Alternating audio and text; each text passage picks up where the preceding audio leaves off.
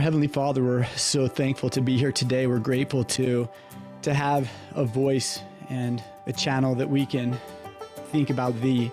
We can worship Thee, we can talk and share story. We're so grateful for all the challenges and struggles that we've had in our life, the times and the gaps where we feel hardship, but also we feel Thy love, and how we found strength to be lifted by Thee and to just simply hold on. Okay, welcome back to Hold On Studios. Man, so excited to be in studio with my man Jared Larson. Thanks for being here, brother. Special guest today, we have Denae Warren. Personally, I don't know a lot about Dene. We were at an event in downtown Caldwell, and a good friend of both of ours, Steve Jenkins, kind of let me know a little bit about you before that, and I knew your name through Destination Caldwell, so your name is, out there. But when you told a little bit about your story, at that Light the World event downtown Caldwell, and Jared was there, and I remember texting Jared. I'm like, here's our next guest. Like, we've got to hear more about Dene, and so we're super grateful that you're here in the studio with us. And but before we get too deep into it, if you wouldn't mind starting our podcast off with a little prayer to get us going right, we'll start there. I would love to. Thanks. Yeah. Heavenly Father, it's so good to be here fellowshipping with other believers. And I am so excited to talk to Jared and Kyle. Lord, and I just ask for grace, for mercy, just for your Holy Spirit to dwell here today. Know that you are already here, Lord, guiding our steps, our conversation. And I just thank you for who you are. And I thank you for what you're going to do this morning. Praise you in Jesus' name. Amen. Amen. Thank you.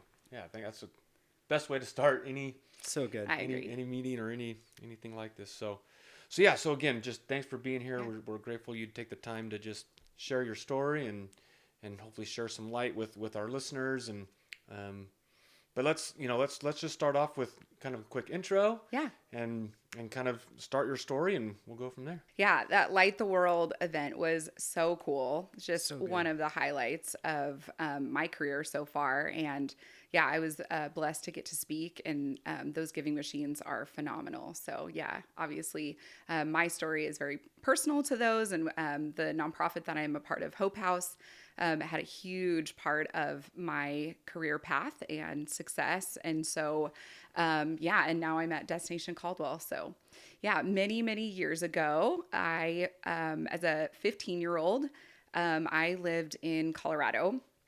And my life just was a mess at that time. And I was on juvenile probation. My childhood was just a wreck. And unfortunately, I just had been through a lot of abuse and just things that, no child should ever have to go through. And so by the time that I hit junior high, I just started acting out, didn't have a stable family home.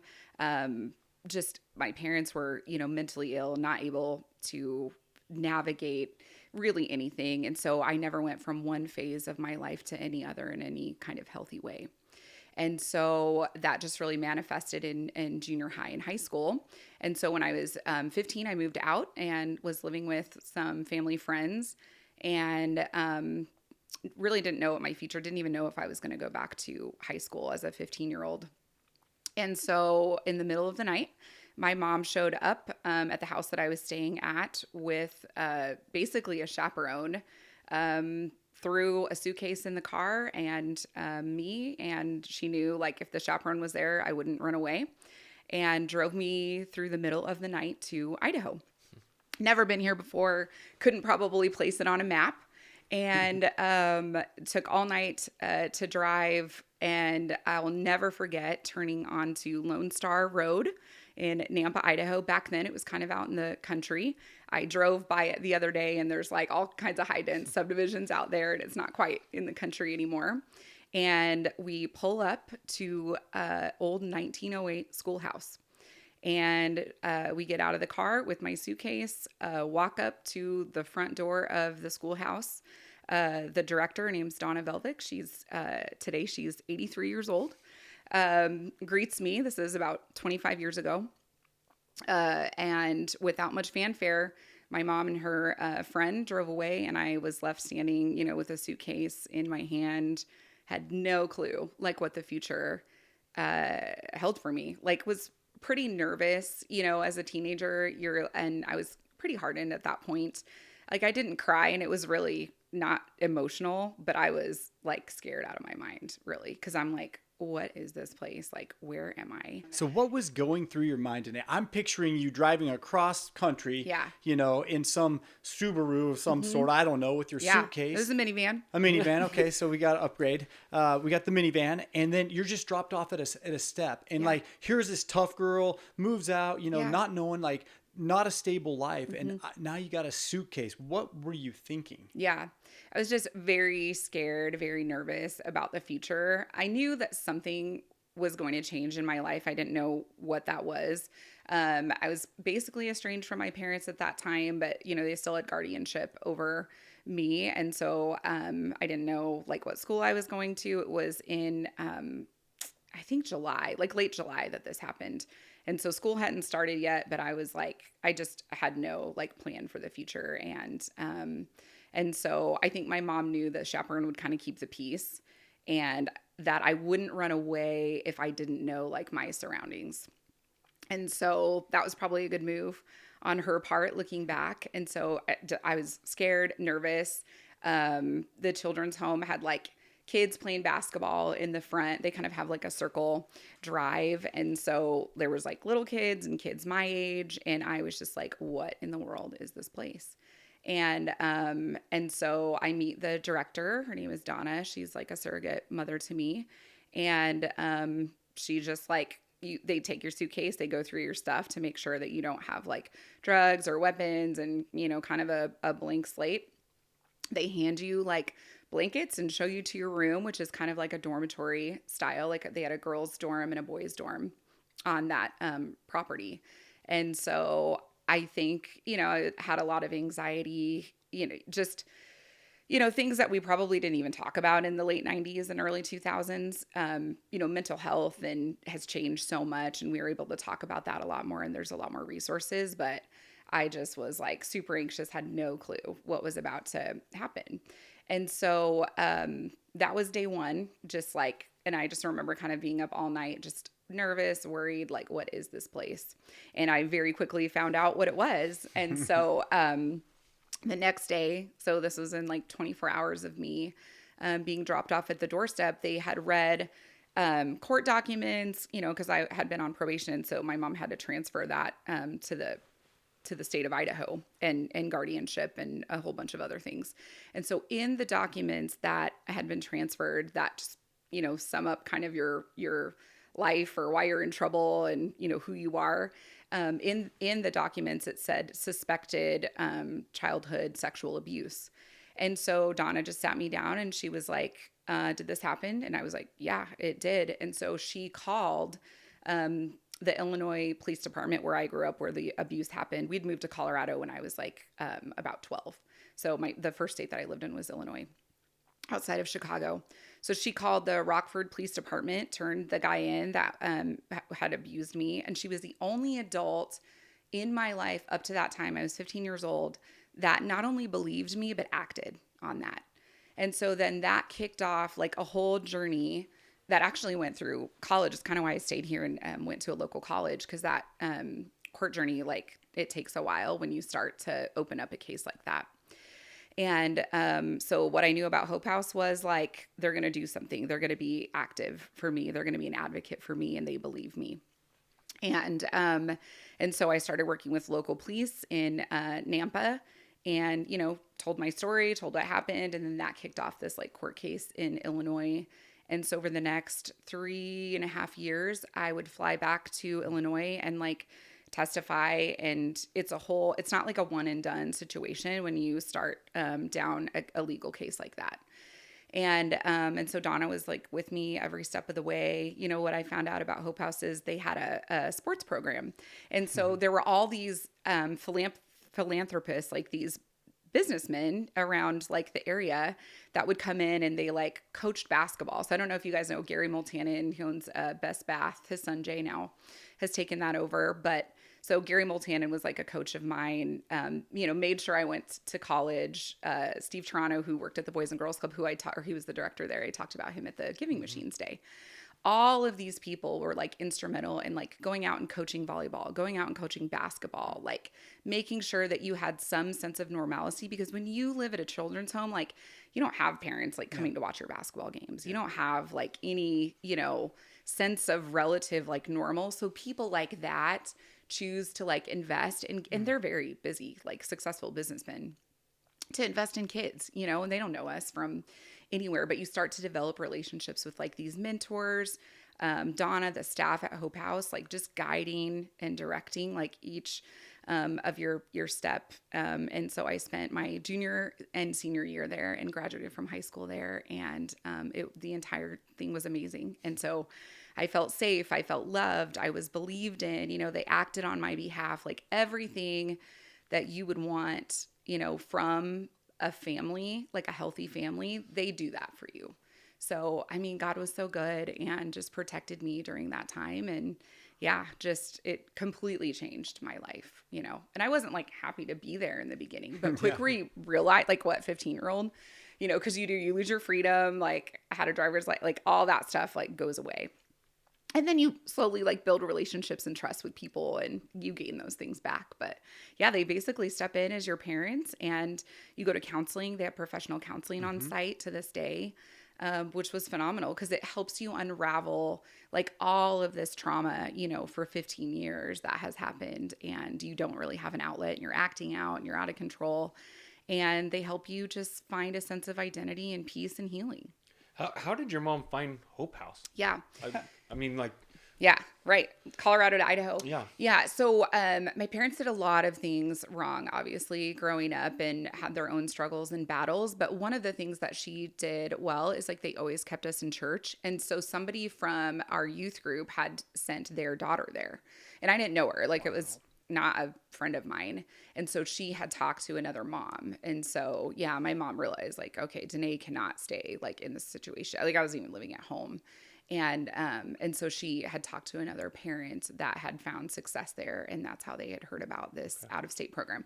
And there's a lot of cool statistics. It's like 65-70% of juveniles who are struggling or come from like a trauma background or are battling like drug and alcohol addiction, if you can send them out of state before they're a sophomore in high school, they have like a much greater chance of like success because you need about 2 years with juveniles who have trauma backgrounds. But if you send them in state, it's like they have too many connections and freedom to maybe like continue with those like negative influences on their life. So that is a good part of, I think, the success for me too, is like, I didn't know anybody here. Let's go back to this moment. So you're less than 24 hours. And I think this is so impactful and maybe even the pivotal moment of your life to this point. But you're sitting there and I can't remember the gal's name who owns Donna. Donna. Okay, Donna. Thank you, Donna, if you're watching this for blessing so many people's lives. But you're there and one conversation changed your life. Yeah. Right? They say not any one conversation should, but any one conversation could change someone's life. And so it sat down and did this shape you? Did that moment shape you? Yes. I wasn't happy about it because when you go through something like that and it becomes kind of a family secret, like I told my parents that it happened and they never acted on it and protected me or found any, I mean, it was not a stable house. And they had their own family secrets. I always tell people my family could teach like a doctoral course at like Harvard on family secrets. Like we're experts at it. And so I was like upset because I'm like, I don't want to deal. Like it's not happening anymore. It's in my past. I don't want to open up like Pandora's box. Like it's embarrassing. It's, awful. It's ugly. Like I just want to move past and never think about it, talk about it again, which, anyone who's been through trauma knows like that's not the case. Like that rears its head in your life at different times if you do not like deal with that. And so I was kind of unhappy with her because I'm like, I don't know you. And like, I don't even want to ever talk about this again. And this is open, like, but, as an adult, you find out like she's a mandatory reporter. Like when you find that stuff out and you work in social work and like, so she did everything right.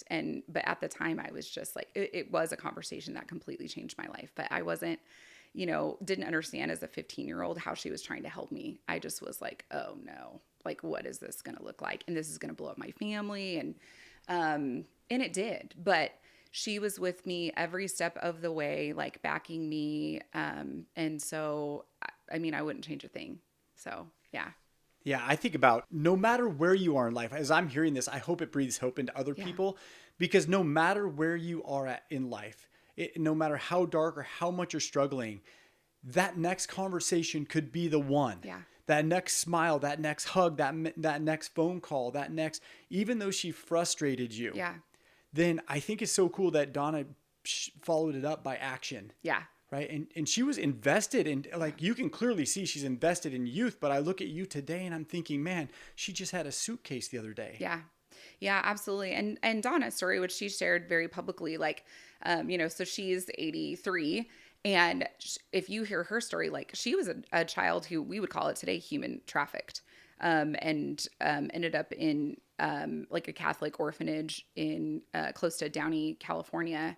And so that's why she had a heart, for kids like me who had been through abuse and trauma, and started Hope House and took children in, that nobody wanted at the time, children who had disabilities, developmental disabilities, chronic health issues, and people would drop off children at our door. She's kind of like the Idaho Mother Teresa. Mm-hmm. There's been thousands of kids who have gone through the door of Hope House that she has helped. And many of them, like, my story is hard and I had not an ideal childhood.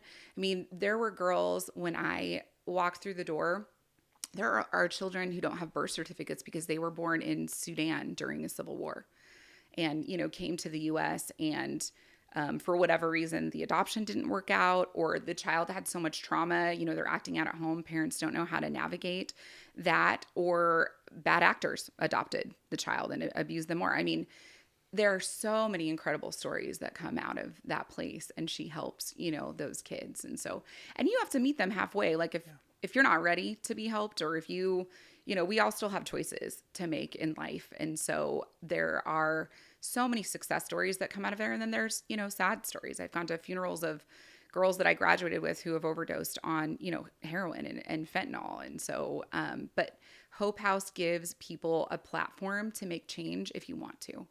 So yeah, it's an incredible organization, been around for 53 years here in Idaho, was started in Idaho. And I had the unique, kind of living opportunity where it started in Nampa in this 1908 schoolhouse. And then when I was a senior in high school, she bought a property out in Marsing, the old Job Corps property out there on the Snake River on like 50 something acres. I mean, and she bought that 25 years ago. They never could afford it today. I mean, that is worth millions, just the property alone. And so she was very visionary, and then if you drive out, children's homes kind of need to be a little bit remote because you do have flight risks, like people who want to run away and, or people that you need to protect the kids from coming out of different situations. And so now, driving past the old, and I have 3 kids and, I've taken them out to both, they're involved with the Hope House in Marsing, but I've driven them past the one on Lone Star and they're like, it's very nice now. Like a investor bought it and it's beautiful and it looks a lot different. And they're like, Mom, you grew up in the place that the X-Men grew up in. I'm like, well, it didn't look like that back then. It's a lot of remodeling and it's very nice now. But, she really was like a bubblegum and duct tape person and did a lot with very little and helped so many, children. And so there's a wide variety of kids that are there for different reasons. And now they mostly take junior high and high school. Back when I lived there, they took even younger than that. How did you overcome the victim mentality? Yeah. Like, how did you shift? How did the mindset, was there this defining moment? Yeah, that's a great question, because sometimes I think in our world today, there in our culture, there can be like a kind of be a victim, stay a victim. You're always a victim. And I think how Hope House helps you is like, they believe in you. You're worthy. You have an identity in Christ that is bigger than the hard things that we all go through. And even though our stories may be different. And so, they turn just a challenge into an opportunity. And so I think through counseling, through, working on your identity being in Christ and not your past. And sometimes I think it's interesting because, my story it's dramatic. and sometimes I talk to other believers and they're like, well, I don't really, have a dramatic story. And so, God doesn't want to use me. And it's like, we both have the same problem because we don't think that God is big enough to use our very dramatic story. Like, it's too ugly, it's too messy. Like, God can't use my mess. Or we go, my story is too simple and not dramatic, and God is not big enough to use my simple story. And God is so big, he wants to use all of our stories. Big, dramatic, messy, ugly, simple, great. He wants to use all of it for his glory. And so, and he wants to change, victims into overcomers. And so I think that's the message that Hope House preaches. And we all have things that we've overcome, whether it is dramatic as, this or something different, and God uses those things to shape us and mold us. And so I just chose, joy and peace and to try to be an overcomer and not live stuck.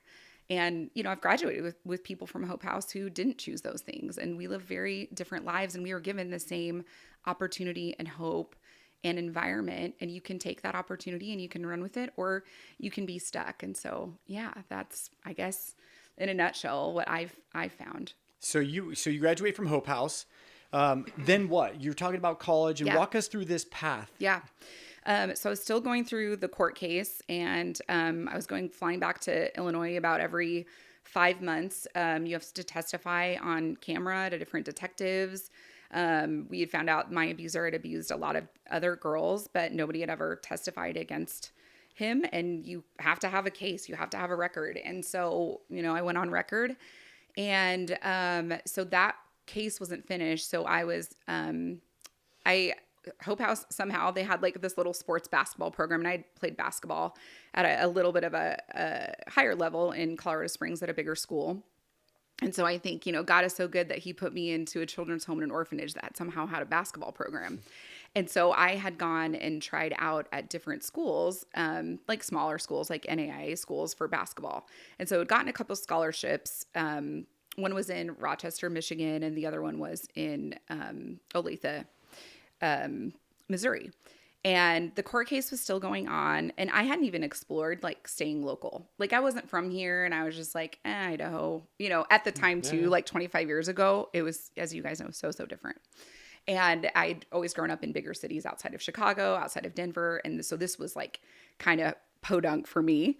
Yeah. And, but that court case was still going on. And really my only support system for that was in Nampa, Idaho at Hope House. And so they're like, well, have you thought about going to NNU?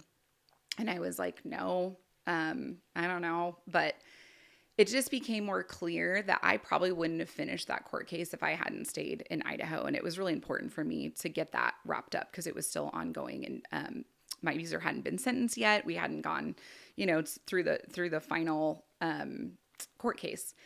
And so I went to NNU. They were an NCAA program. So they were that level of competition. I probably wouldn't have made the team. So I was like, okay, I'm going to lay down basketball. I'm going to go to NNU instead. And so that's kind of how I ended up staying here. And so I finished the court case. We flew back in August or September of my freshman year at NNU. And it was funny going to college because everybody's in the dorm. Most of them are out of state. People are crying because they haven't, been away from mom and dad before. And I'm like, this is easy. I spent 2 years at a children's home. This is great. So, I kind of finished that leg and just fell in love with NNU, fell in love with Nampa, met my husband, like I said, during the Giving Machines, my first job out of college, the director of the Boys and Girls Club, who was one of my basketball coaches at Hope House, was like, what are you doing for a job this summer? And I'm like, I don't know. Like most high schoolers, you're not necessarily thinking too much ahead in the future, what that looks like. And so I started working for the Boys and Girls Club Teen Center. Stayed at NNU. Gary Multanen, who was CEO of Best Bath at the time, paid for my college textbooks, just things you don't think about that, if you're in a, nuclear healthy family, you do for your children. And so all of those people just stepped up for me big time, checked on me. If I didn't have a parent to go to family orientations, they were there for me. Anytime I needed a room to stay over Christmas break, holiday breaks. Like I had a room at Hope House that I could go to. So it was non-traditional, but they are, they're there as much as they can for you and as much as you want them to be involved for you. So it took like a team, of people. And so now I get to do that. And we take our kids out and we play volleyball with the kids out there and do work projects. I'm on their board of directors. And so that's how I ended up at NNU, stayed here in Nampa. The Lord, I believe in providence. He directed my steps.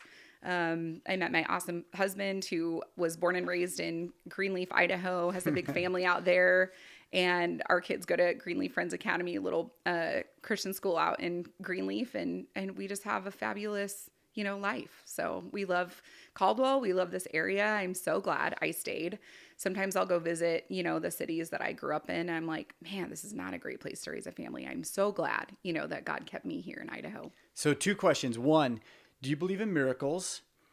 And number 2 is, if yes, then what miracles and how have you seen the hand of God in that past as you've worked through this? Oh, I completely believe in miracles, so many of them in my own life, and we all look back on different parts of our career, something simple like working at the Boys and Girls Club. And, and then that just got me started in nonprofits. I didn't even know what a nonprofit was when I was 18. And then you just work in different nonprofits. And then I was a big fan of Chick-fil-A. And so they opened their first Chick-fil-A's here in Idaho back in like 2008 or 2009. And I went to go work for them and got to open the first Chick-fil-A's here in the Treasure Valley. And so you see how that guides your steps, because it's like I needed a little bit of corporate, experience working for a company too. And in marketing, the Chick-fil-A's in the Treasure Valley, and, fell in love with that brand. And then from there, how God is guiding and directing your career path at different things that you don't even know are that you're going to need to lean on, and have that in your, your arsenal of tools to impact, your environment. And so, it was a miracle that, my mom found Hope House, a miracle that, I stayed in Idaho, met my husband, that we just have navigated the challenges of life together, and God is so good. And I look back on that, as I'm sure you guys do, back in your life, and you see all of that being woven together in your story. And those things are hard and challenging. And I've been through many, challenging things. It's not like the only hard thing is Hope House and then everything is, good. We've been through so many tough things, and you see just the hand of God, like working through all of those things. And nobody likes to go through hard things. I certainly didn't, but you see how much it shaped you in the end. And I wouldn't change a thing. Yeah, I think it's so interesting how when we go through those challenges, that's when we grow really. Like the successes and stuff, they're awesome. And yes, we learn something, but it's through some of those challenges that we grow. And a couple other questions that I've got. So you've got some kids now. Yeah. 2 or 3? 3. Yeah. Three we have kids? a 17-year-old boy, a 15-year-old boy, and a 12-year-old daughter. Yeah. Okay. So do you openly talk to them about your past and you share that with them? It sounds like you do. And how did they respond to that? And how has your past shaped how maybe you parent? Sometimes it's like my kids, because I didn't grow up in a nuclear family, and my husband didn't either. Sometimes we look at each other and we're like, man, have we just protected them too much? Because I think our role as parents, as Christians, is you want to protect your child, but you also want to prepare your child. Both, I think we're called to as believers to navigate that with kids and teenagers in this world, and especially parenting young men, very, very challenging. My husband and I are very challenged by that. And so sometimes I'm like, they don't even know what they don't know, which is true of all of us. How much stability we've given them, how much of a life, we've built, because we want the best for them.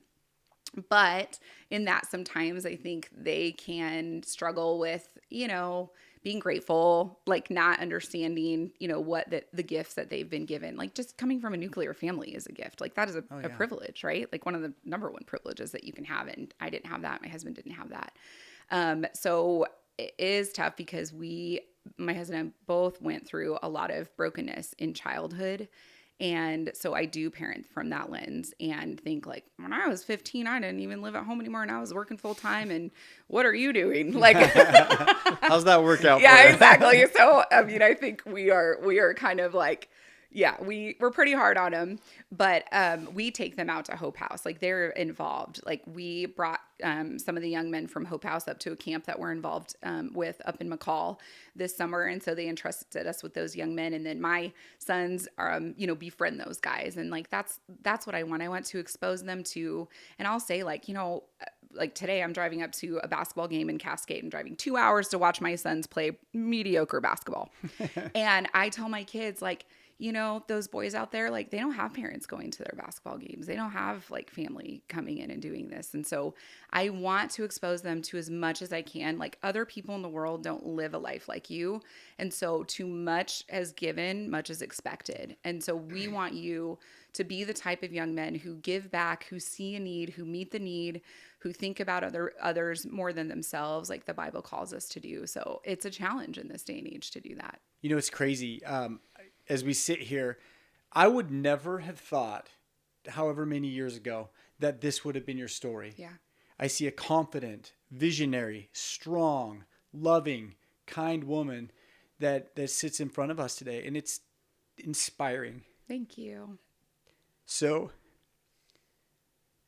where do you find your strength? Yeah. Well, I mean, I get it. Like, I get where you're at today, and it's awesome, and it's so much better than where you came from. But there were moments. Yeah. There are quiet moments where you sat. We don't know those stories. There's moments where you couldn't get through, but you did. Yeah.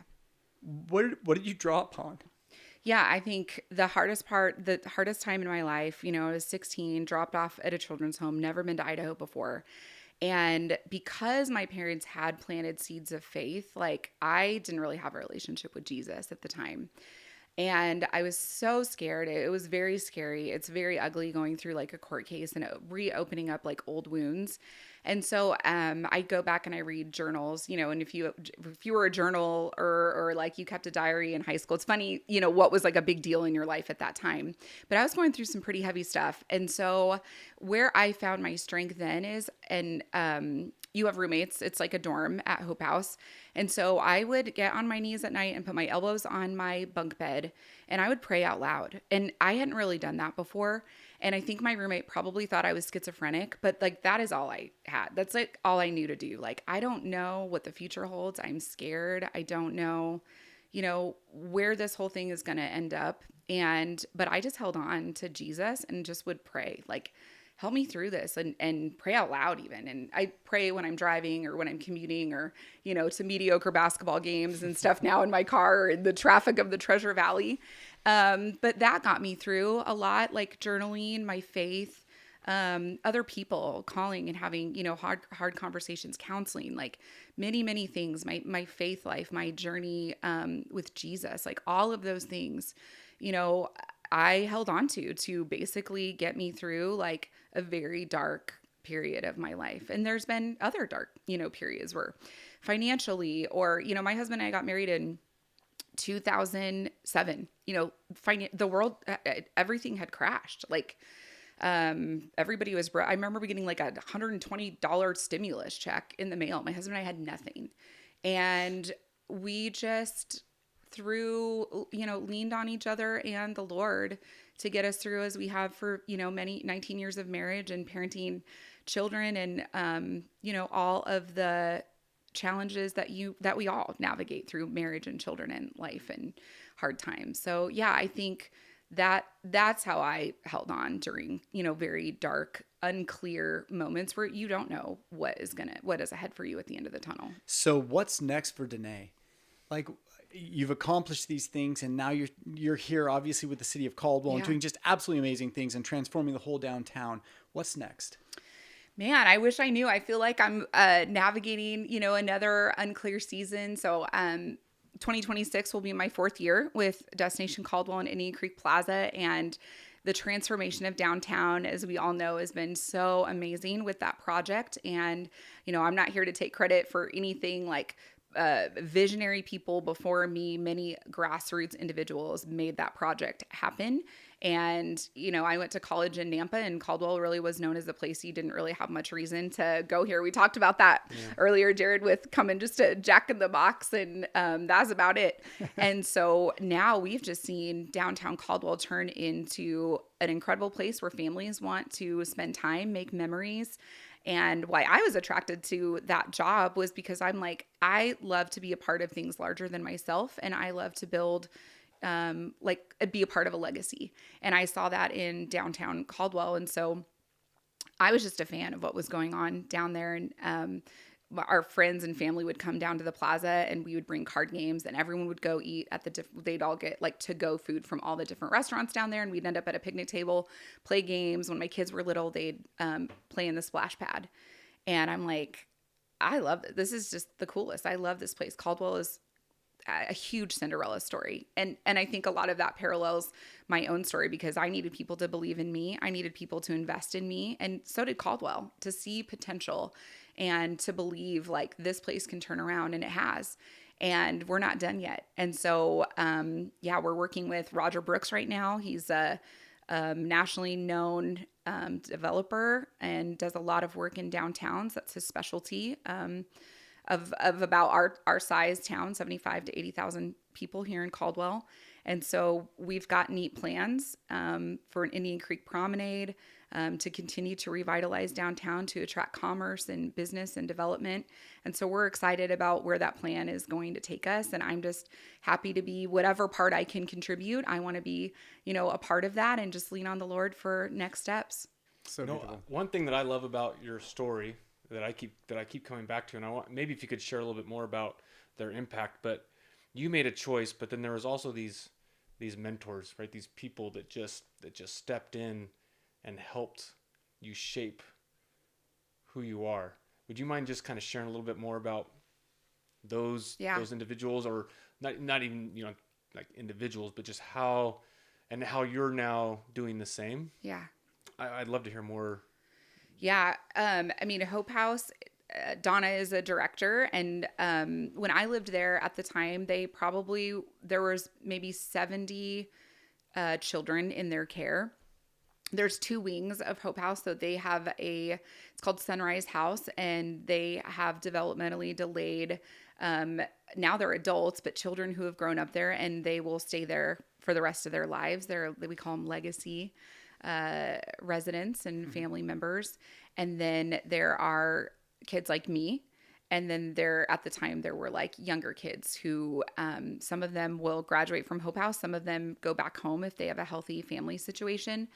And so, Donna was the director, but there were many staff that lived on campus that helped take care, nurture, counsel, mentor, build up, speak life into the students there. And so lots of different backgrounds. There were children who grew up in orphanages in Russia, and back in the 80s, the way that they would deal with the mass amount of kids is they would give them this like red medicine that almost sedates you.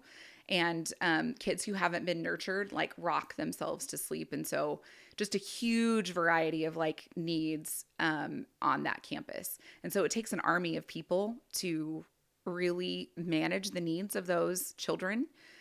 And just, as you can imagine, a wide variety of needs. Like some have, diagnosis, some have pretty severe medical issues, some have developmental issues, like just wide range.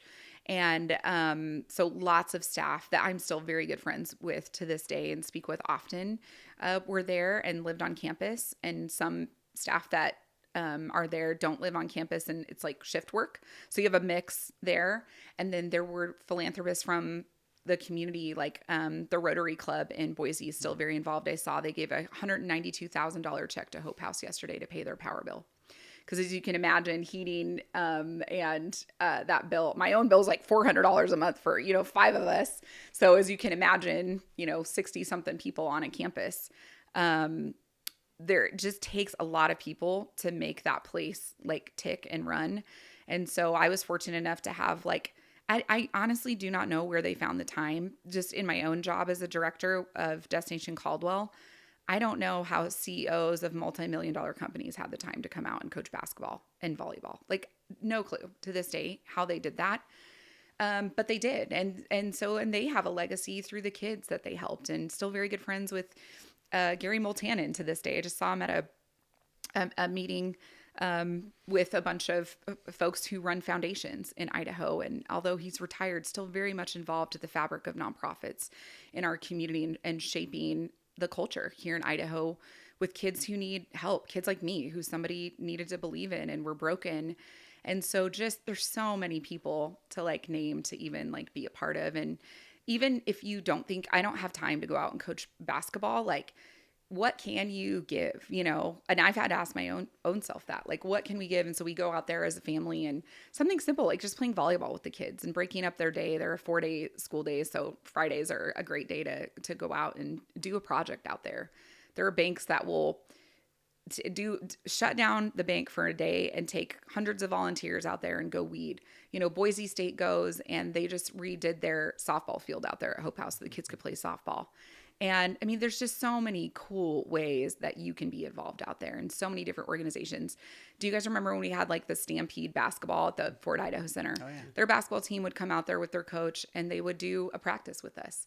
And that took businessmen from the community making those connections and taking time out of their schedules to come make sure that we had, you know, as close to a normal environment as you could get living at like a children's home and an orphanage. And I didn't really understand. I was much like my, 17-year-old son who didn't really get it like at the time, because you don't know about like time sacrifices really back then.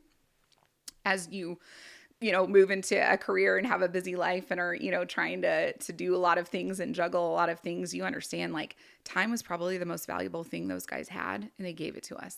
Money might have been an easy thing for them to give, but that is amazing that people, complete strangers, would invest in us, like as teenagers who they didn't know from Adam, and somebody else had failed us, not them. And they're like taking the time out of their lives to like love on us and be a dad and be a mom, in any way they could. It's just amazing to me. One last question. What advice would you give if you were standing on the top of the steps and Denae Warren showed up with a suitcase and you knelt down on your knees and you put your arms around this young girl? What would you tell her? Whew, see, this is where I'm going to cry. I would tell her, like, it's not always going to be like this for you. And you have a future and a hope. And you are, like, worthy of love and investing in. And the Lord has got you, and he's got big plans for you. I love that. Well, Dene, thank you for being with us today. And to all you that are listening, I hope that Dene is just an absolute inspiration to you.